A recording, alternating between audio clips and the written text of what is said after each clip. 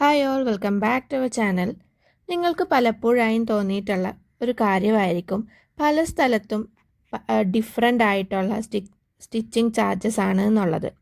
ഇവിടെ എന്താണ് ഇത്രയും റേറ്റ് കൂടുതൽ, വിലയിൽ എന്താണ് ഇത്രയും ഡിഫറൻസ്, എന്തിനാണ് ഈ ഒരേ സ്ഥലത്ത് തന്നെ രണ്ട് ടൈപ്പ് സ്റ്റിച്ചിങ് ചാർജസ് വരുന്നത് എന്നൊക്കെയുള്ളത് പലർക്കും വരാറുള്ള ഡൗട്ടാണ്. ഇന്ന് നമ്മൾ സ്റ്റിച്ചിങ് ചാർജിനെ കുറിച്ചാണ് ഡിസ്കസ് ചെയ്യാൻ വേണ്ടിയിട്ട് പോകുന്നത്.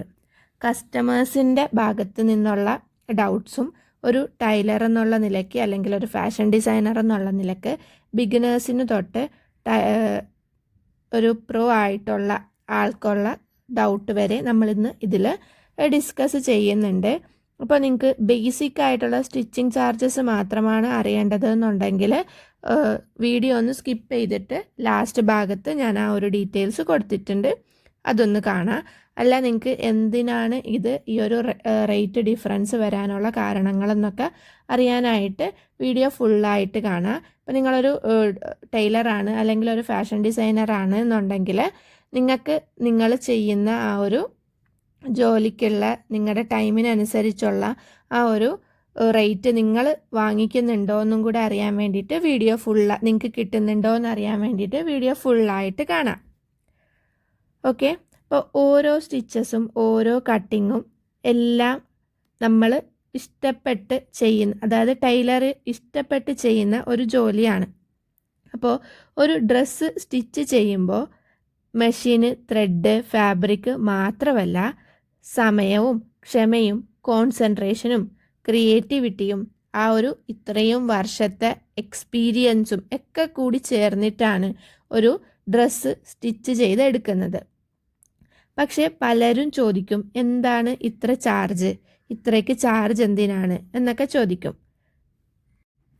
ഇന്ന് നമ്മൾ സ്റ്റിച്ചിങ് ചാർജസ് എന്തുകൊണ്ടാണ് വ്യത്യാസപ്പെട്ടിരിക്കുന്നത്, കസ്റ്റമേഴ്സ് ടൈലേഴ്സും തമ്മിലുള്ള റിലേഷൻ എങ്ങനെയായിരിക്കണം, ടൈലേഴ്സ് ബിഗിനേഴ്സിൽ നിന്ന് പ്രൊഫഷണൽ ലെവലിലേക്ക് ഉയരുമ്പോൾ എങ്ങനെയൊക്കെയാണ് മാറേണ്ടത്, ആ ഒരു കസ്റ്റമറും ടൈലറും തമ്മിലുള്ള മ്യൂച്വൽ റെസ്പെക്റ്റ് എങ്ങനെയാവണം എന്നൊക്കെയുള്ള കാര്യങ്ങളാണ് നമ്മൾ ഡിസ്കസ് ചെയ്യാൻ വേണ്ടിയിട്ട് പോകുന്നത്.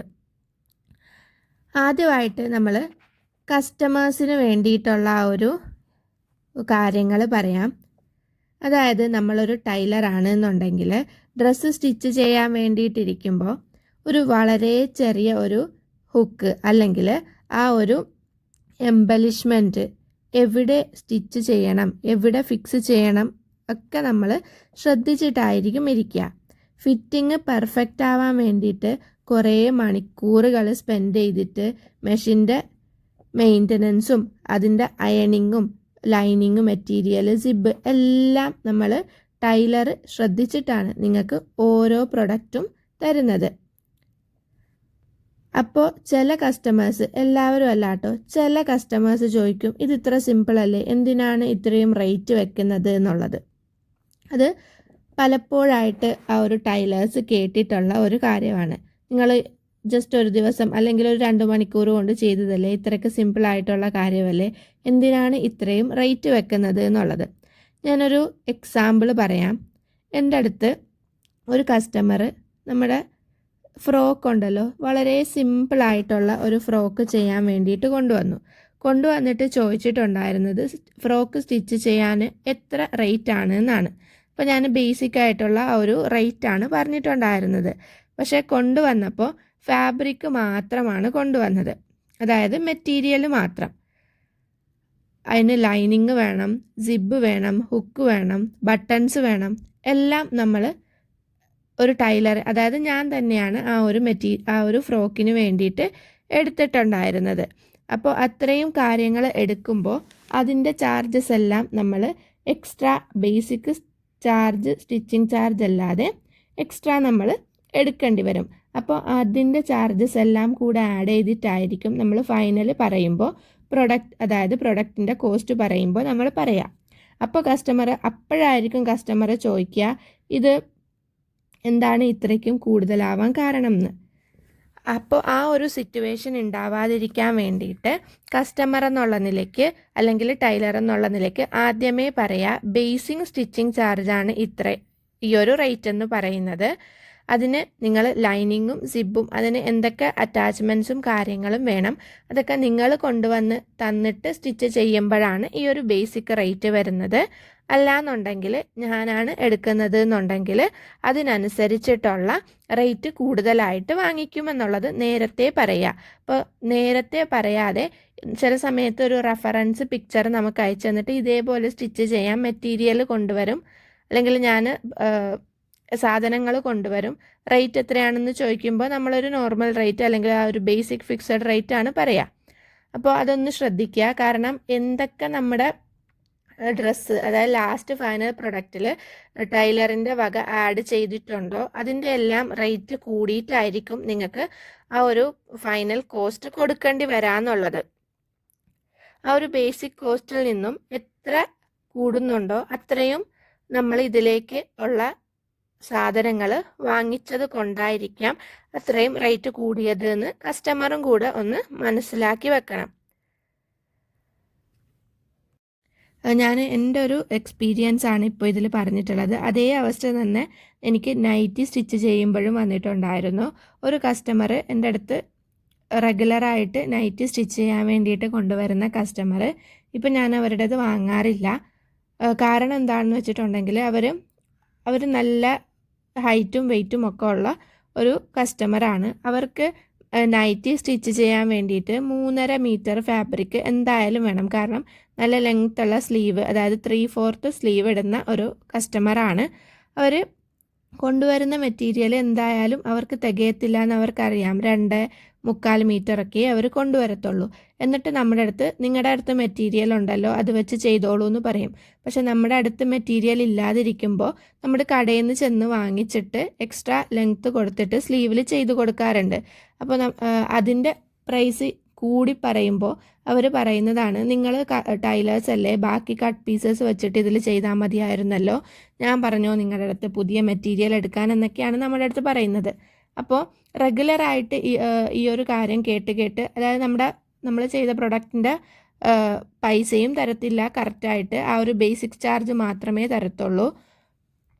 അതുകൂടാതെ ഡെയിലി, അതായത് 2-3 ദിവസം ഇടവിട്ട് നമ്മുടെ അടുത്ത് സ്റ്റിച്ച് ചെയ്യാൻ വേണ്ടിയിട്ട് കൊണ്ടുവരും. അപ്പോൾ തുടക്കമായതുകൊണ്ട് ഞാനും കുറച്ച് ഓർഡേഴ്സ് കിട്ടിക്കോട്ടെ എന്ന് വിചാരിച്ച് അവരുടെ അടുത്തുനിന്ന് സ്റ്റിച്ച് ചെയ്യാൻ വേണ്ടിയിട്ട് എടുക്കുമായിരുന്നു.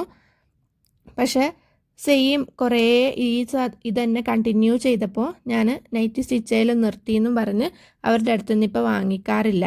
കാരണം അവരുടേത് സ്റ്റിച്ച് ചെയ്ത് കൊടുക്കുമ്പോൾ അവർ പറഞ്ഞു കൊടുത്തിട്ട് വരുന്ന വേറെ കസ്റ്റമേഴ്സ് ഉണ്ടല്ലോ, അവരും ഇതേപോലെ തന്നെയാണ് വരുന്നത്, മെറ്റീരിയൽ ഫുള്ളായിട്ട് കൊണ്ടുവരത്തില്ല. കൂടാതെ നിങ്ങൾ അവർക്ക് ഈ ഒരു റേറ്റിലല്ലേ സ്റ്റിച്ച് ചെയ്ത് കൊടുത്തത്, അവർ പറഞ്ഞിട്ടാണ് ഞാൻ വന്നതെന്നും പറഞ്ഞ് നമുക്ക് ആ ഒരു ബേസിക് ചാർജ് മാത്രമേ അവരുടെ അടുത്ത് നിന്ന് വാങ്ങിക്കാൻ പറ്റുന്നുണ്ടായിരുന്നുള്ളൂ. അപ്പോൾ അതുകൊണ്ട് ഞാൻ ആ ഒരു കസ്റ്റമറിൻ്റെ അടുത്ത് നിന്ന് സ്റ്റിച്ച് ചെയ്യാൻ വേണ്ടിയിട്ട് വാങ്ങിക്കാതെ ആയി. കാരണം നമ്മൾ ചെയ്യുന്ന ആ ഒരു എഫേർട്ടിന് നമുക്ക് വാല്യൂ തരാത്ത കസ്റ്റമറിനെ നിങ്ങൾ മാക്സിമം നിങ്ങൾക്ക് കഴിയുന്ന രീതിയിൽ ഒഴിവാക്കാൻ വേണ്ടിയിട്ട് ശ്രമിക്കുക. കാരണം നമ്മൾ ഓരോരുത്തരുടെ ടൈമിന് വിലയുള്ളതാണ്. അപ്പോൾ നമ്മൾക്ക് റെസ്പെക്റ്റ് തരുന്ന നമ്മുടെ ഈ ഒരു ജോബിന് കൃത്യമായിട്ട് പ്രൈസ് തരുന്നവരെ മാത്രം നമ്മൾ മെയിൻറ്റെയിൻ ചെയ്ത് കൊണ്ടുപോവുക. എല്ലാവരും അങ്ങനെയാണെന്നല്ല ഞാൻ പറഞ്ഞത്, എനിക്കുണ്ടായ ഒരു എക്സ്പീരിയൻസ് ആണ് ഞാൻ പറഞ്ഞത്. ഇപ്പോഴും ഞാൻ നൈറ്റി സ്റ്റിച്ച് ചെയ്യാറുണ്ട്. കസ്റ്റമേഴ്സ് പറയും നിങ്ങളുടെ അടുത്തുള്ള തുണി വെച്ച് ചെയ്തു, അതിൻ്റെ എക്സ്ട്രാ എത്രയാണെന്ന് പറഞ്ഞാൽ മതി എന്ന് പറയുന്ന കസ്റ്റമേഴ്സും നമുക്കുണ്ട്. അപ്പോൾ അതേപോലെ നമുക്ക് റെസ്പെക്റ്റ് തരുന്ന, നമ്മൾ ചെയ്യുന്ന ജോലിക്ക് റെസ്പെക്റ്റും വാല്യൂവും തരുന്ന കസ്റ്റമേഴ്സിൻ്റെ എത്രയായാലും നമ്മൾ ചെയ്തു കൊടുക്കാൻ വേണ്ടിയിട്ട് ശ്രമിക്കുക. ഇപ്പോൾ ആ ഒരു നൈറ്റിയുടെ കേസിൽ പറഞ്ഞ പോലെ ഫസ്റ്റ് ഞാൻ ആ ബിഗിനർ സ്റ്റേജിലായിരുന്ന സമയത്താണ് ഞാൻ ആ ഒരു കസ്റ്റമറിൻ്റെത് വാങ്ങിക്കൊണ്ടിരുന്നത്. ഇപ്പോൾ ഞാൻ അത് വാങ്ങാറില്ല. കാരണം ആ ഒരു റേറ്റിൽ ചെയ്തു കൊടുക്കാൻ എനിക്കും അഫോർഡബിൾ അല്ല. പിന്നെ ഓർഡേഴ്സ് കിട്ടിക്കോട്ടെ എന്ന് വിചാരിച്ച് എടുക്കുന്ന ആ ഒരു ശീലവും ഞാൻ നിർത്തി. ആ ഒരു ബിഗിനർ സ്റ്റേജിൽ നമ്മൾ ഓർഡേഴ്സ് കിട്ടാൻ വേണ്ടിയിട്ട് ഇതേപോലത്തെ കാര്യങ്ങൾ ചെയ്യും. അങ്ങനെ ആരും ചെയ്യരുത്. ബിഗിനർ ആയിരുന്നാലും നമ്മൾ നമ്മുടെ ആ ഒരു ടൈമിനും നമ്മൾ ചെയ്യുന്ന ആ ഒരു പ്രൊഡക്റ്റിൻ്റെ ഫിനിഷിങ്ങിനും വേണ്ടിയിട്ടുള്ള റേറ്റ് വാങ്ങിക്കാൻ വേണ്ടിയിട്ട് ശ്രദ്ധിക്കുക. കാരണം നമ്മൾ എടുക്കുന്ന ആ ഒരു എക്സ്പീരിയൻസ് മാത്രമല്ല, നമുക്ക് ഈ ഒരു ഫീൽഡിലുള്ള എക്സ്പീരിയൻസ് മാത്രമല്ല റേറ്റ് കൂടാനുള്ള ഘടകം എന്ന് പറയുന്നത്. കാരണം നമ്മൾ ആദ്യം ചെയ്തപ്പോൾ ഒരു 300 രൂപ സ്റ്റിച്ചിങ് ചാർജ് വാങ്ങിയ കേസിൽ നമുക്കൊരു 5 വർഷം കഴിഞ്ഞ് 700 രൂപ വാങ്ങാം എന്നൊന്നും വിചാരിക്കരുത്. ആ ഒരു റേറ്റിൽ തന്നെ നിങ്ങൾ ഫിക്സഡ് ആയി പോകും. ഒരിക്കലും നിങ്ങൾ നിങ്ങളുടെ ആ ഒരു റേറ്റ്, നിങ്ങളുടെ പ്രൊഫഷൻ്റെ ലെവലിലുള്ള ആ ഒരു റേറ്റിൽ നിന്ന് ഒരിക്കലും നിങ്ങൾ കുറച്ച് തേച്ച് കൊടുക്കരുത്. എന്തൊക്കെ കാരണങ്ങൾ കൊണ്ടാണ് സ്റ്റിച്ചിങ് ചാർജസ്, സെയിം ഒരു കുർത്തിക്ക് തന്നെ സ്റ്റിച്ചിങ് ചാർജസ് ബേസിക് റേറ്റ് പോലും ഡിഫറെൻ്റ് ആകുന്നത് എന്നുള്ള ഒരു കാര്യം നമുക്ക് ഡിസ്കസ് ചെയ്യാം. ഒന്നാമത്തെ റീസൺ എന്ന് പറയുന്നത് ഫാബ്രിക് ടൈപ്പാണ്. കാരണം കോട്ടൺ കുർത്തി വെച്ച് തയ്ക്കുന്ന ഒരു കുർത്തിയുടെ സെയിം റേറ്റ് ആയിരിക്കത്തില്ല നമ്മൾ ഓർഗൻസ അല്ലെങ്കിൽ ലൈനിങ് വെച്ച് തയ്ക്കേണ്ട ഒരു കുർത്തിക്ക്. കാരണം സെയിം മോഡലൊക്കെ ആയിരിക്കാം, പക്ഷെ അതിനുള്ള കോംപ്ലക്സിറ്റി ഭയങ്കര ഡിഫറെൻ്റ് ആയിരിക്കും. കാരണം നോർമൽ ഒരു കോട്ടൺ കുർത്തി തയ്ക്കുവാണെങ്കിൽ നമുക്ക് വളരെ സിമ്പിളായിട്ട് ഒരു ഹാഫ് ആൻ അവർ കൊണ്ട് ഒരു എക്സ്പീരിയൻസ് ആയിട്ടുള്ള ഒരാൾക്ക് തയ്ക്കാൻ വേണ്ടിയിട്ട് പറ്റും. മറിച്ച് ഓർഗൻസയുടെ ഫാബ്രിക്കിൽ ചെയ്യുമ്പോൾ എക്സ്പീരിയൻസ് ഉള്ള ആളാണെങ്കിലും ഒരു 2 hours 3 hours ഒക്കെ എടുക്കേണ്ടി വരും.